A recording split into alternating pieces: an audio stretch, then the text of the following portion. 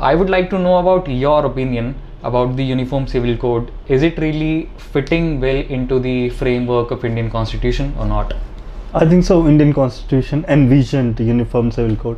That is why in 1947, after the country got partition and we started working on framing our constitution, we have a provision directive principle to have at some point in future Uniform Civil Code. And across the decades, we have had constant debates of introducing it, and in meanwhile we have had amendments of different person codes, introduction of different person codes, but I think so we are anyways late. And as a evolving nation, as a modern nation, we all citizens of India should ask our legislators to introduce Uniform Civil Code, so that we are not divided by various religious identities in our personal affairs. So in respect of religion being a faith and somebody believing in it, in that nobody should be able to breach that boundary.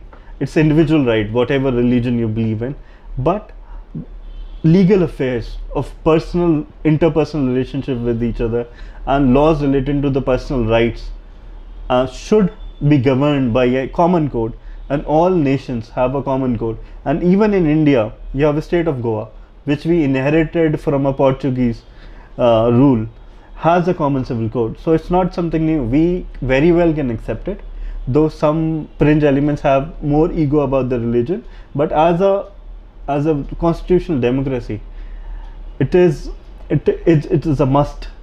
We cannot have different laws for different people just because of they believe in different religion. The main issue of the Muslim community was that the Muslim Marriage Act was not really going well with the Uniform Civil Code. That's why they were not comfortable with the Uniform Civil Code to be implied. So we cannot get into being run by religious priests of any religion, of Hindus, of Muslims, of Christians, right? As a faith, nobody should stop anybody to believe in whichever God and they want to believe in, how they want to practice their religion. But when it comes to personal laws, it has to be common laws and religion is a personal choice. You can be a Hindu, Muslim, Christian, come back to Hinduism again, but laws should be consistent.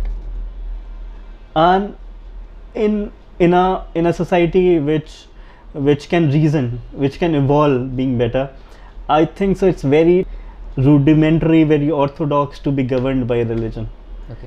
So why is this a certain sort of fear in public's mind nowadays, that the scheduled tribes or a certain tribe can be affected in a negative way if the UCC is introduced? Okay, so tribals always had a protection from various aspects of law because they have lived in a society which is different from people living in the usual places and have usual livelihood and employment and are directly related with the main operations of the society.